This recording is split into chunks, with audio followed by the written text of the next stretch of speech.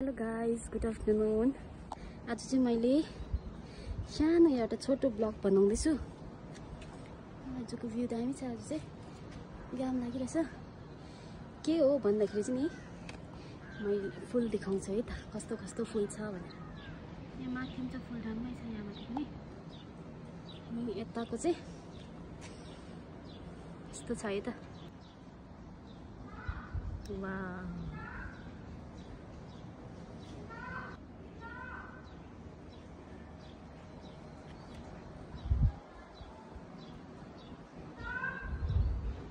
यस्तो फुल चाहिँ ड्याममै रोपेको रहेछ यहाँ चाहिँ। कलर पनि कस्तो मिठो कलर। यहाँ चाहिँ भर्खर फुल नटेको रहेछ। यहाँ सबै फुल नटेको, यहाँ पनि ड्याममै रहेछ। यो चाहिँ फेरि कुन चाहिँ फुल हो? यो चाहिँ कुन चाहिँ फुल फेरि?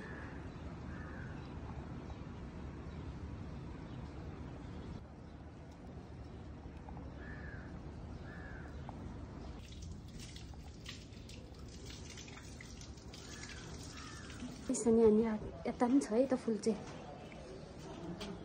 वाह, दामी। जेरिनियमको चाहिँ सिजन नै लागेको छ। एकदम जेरिनियमको सिजन लागेको छ है। सबै कलर रहेछ नि त।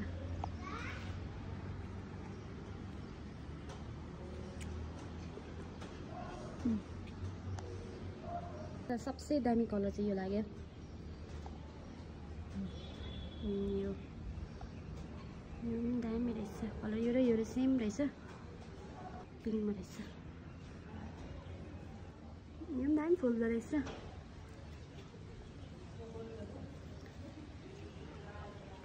गाइस, अनि यति दामी रहेछ।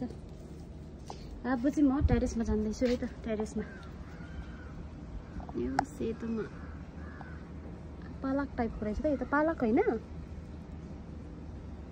पालक जस्तो लाग्यो त। पालक नै हो। अब चाहिँ टेरेसमा जाँदैछु त। टेरेसमा पनि फुल छ। हेरौँ है त कस्तो रहेछ। यस्तो रहेछ। यो पनि उम्रिँदो रहेछ भर्खर। यो के हो? आनुम, यो के को दबाई हो? तपाईँलाई याद छ? पाकेको छैन रहेछ नि। फलेछ नि त।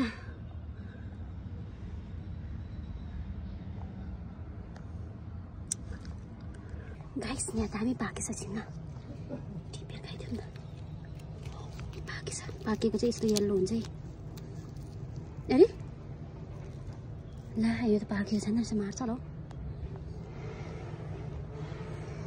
पाकेसम्म चाहिँ कस्तो हुन्छ भने नि, यो चाहिँ यस्तो हुन्छ है। पाक्यो भने चाहिँ यो चाहिँ एक दबाई भन्छ। लाच्यो, त्यो पनि गयो तल, झरी गयो पाकेको पनि। यो चाहिँ टेरेसको भ्यू हो। टेरेसबाट घाम लागिरहेको छ। बिहान त पानी डलक्दो पर्दथ्यो। यस्तै छन्। जहाँ हेऱ्यो भए पनि बिल्डिङै बिल्डिङ हो। हेर्न सक्नुहुन्छ नि तपाईँहरूले।